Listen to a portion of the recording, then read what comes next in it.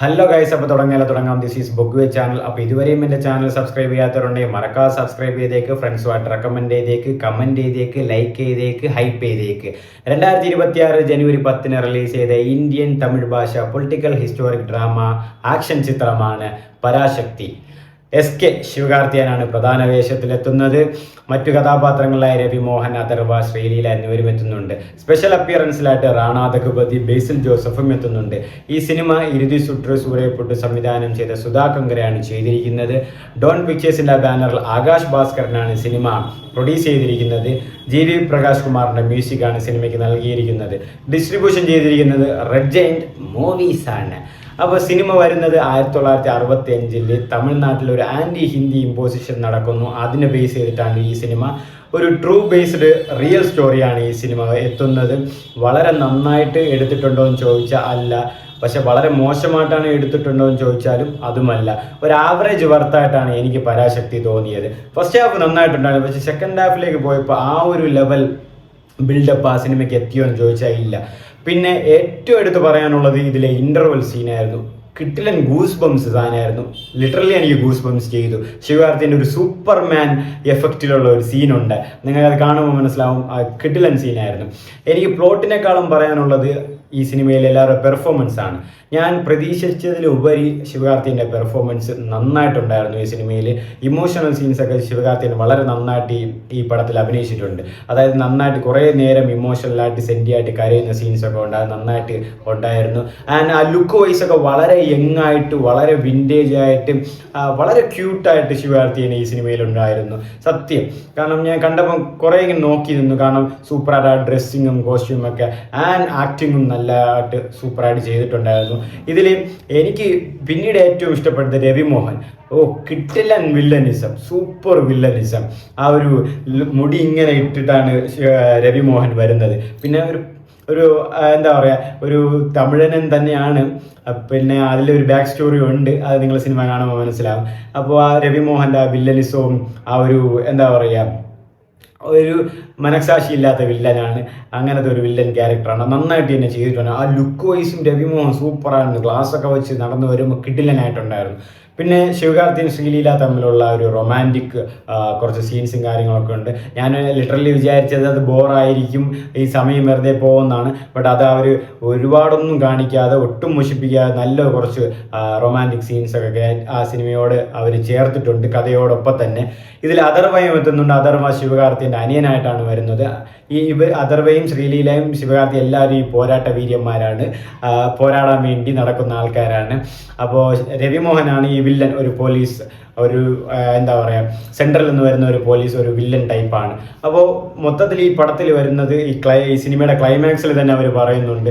അതായത് ഇതൊരു ട്രൂ സ്റ്റോറിയാണ്. അതായത് തമിഴ്നാട്ടിൽ കോയമ്പത്തൂരിൽ വെച്ച് ഈ സമയങ്ങളിൽ 1965 ആ സമയങ്ങളിലൊക്കെ ഇങ്ങനെ ആൻറ്റി ഹിന്ദി ഇമ്പോസിഷൻ ഉണ്ടായിരുന്നു. ഹിന്ദി അടിച്ചേൽപ്പിക്കാൻ വേണ്ടിയിട്ട് വരുന്നൊരു സിറ്റുവേഷൻ. റെയിൽവേസിലൊക്കെ ജോലി വരുന്നത്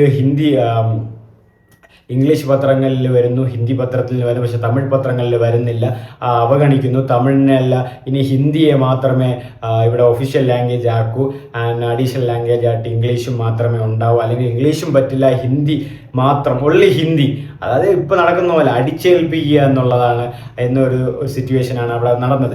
അതിൽ ബേസ് ചെയ്ത് കുറേ പേര് ബ്രൂട്ടാലിറ്റി ആയിട്ട് കൊല്ലുന്നു. അപ്പം പോലീസ് പറയുന്നത് 6 പേരെ മരിച്ചിട്ടുള്ളൂ എന്നാണ്. പക്ഷേ കണക്കുകൾ പറയുന്നു 200ഓളം പേര് മരിച്ചിട്ടുണ്ട്. പോലീസ് പറയുന്നത് പോലീസൊന്നും പോയിട്ടില്ലെന്നാണ്.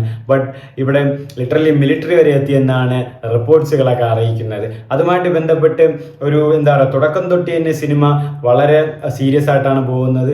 ഇതിൻ്റെ ഇടയിലാണ് ഈ റൊമാൻറ്റിക് സീൻസ് കുറച്ച് വരുന്നത്. പിന്നെ ഫുൾ സ്റ്റോറി വളരെ എന്താ പറയുക, സീരിയസ് ആണ്. ഫുൾ പടം ഫുൾ സീരിയസ് ആണ്. ഇമോഷണൽ രംഗങ്ങൾ, ഡെഡ് ആകുന്ന രംഗങ്ങൾ, ബ്രൂട്ടാലിറ്റിയും കാര്യങ്ങളൊക്കെ ആയിട്ടാണ് പോകുന്ന സിനിമ.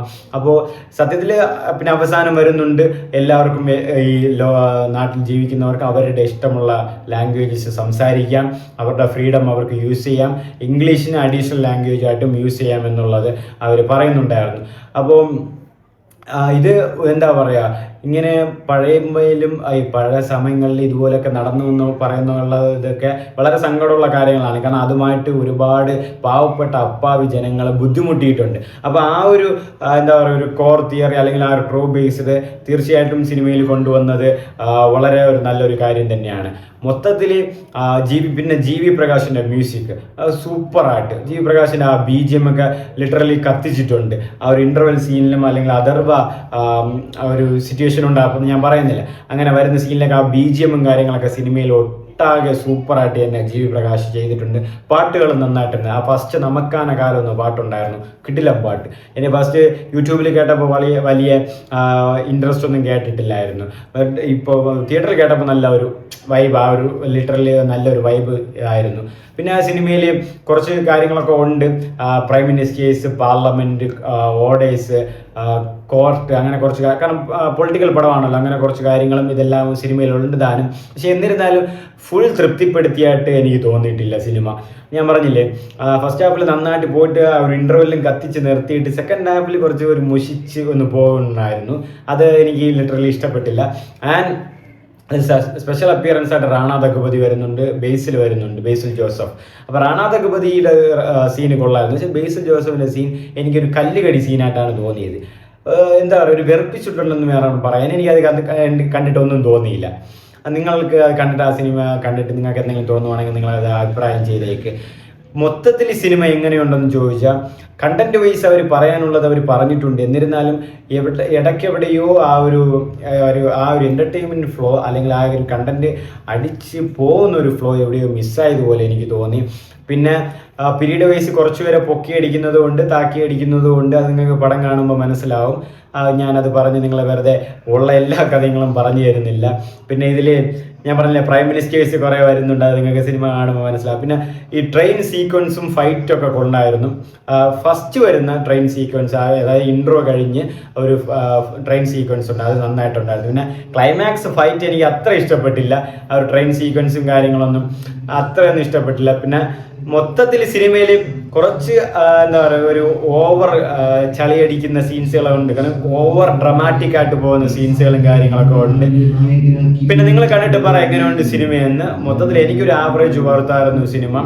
എല്ലാവരും പെർഫോമൻസ് വൈസ് നന്നായിട്ടുണ്ടായിരുന്നു. പ്ലോട്ട് വൈസ് ഒറിജിനൽ സ്റ്റോറി തന്നെയാണ്. പക്ഷേ ആ എടുത്തതിൻ്റെ ഒരു ചെറിയൊരു പാകപ്പിഴകളും കാര്യങ്ങളൊക്കെ സിനിമയിലുണ്ട്. ആൾക്കാരും കുറവായിരുന്നു. ഞാൻ ഏരിയസിലാണ് പോയത്, വലിയ ആൾക്കാരൊന്നും ഇല്ലായിരുന്നു. എല്ലാവരുടെ പ്രതികരണവും വളരെ ഒരു സമ്മിശ്ര പ്രതികരണം തന്നെയായിരുന്നു.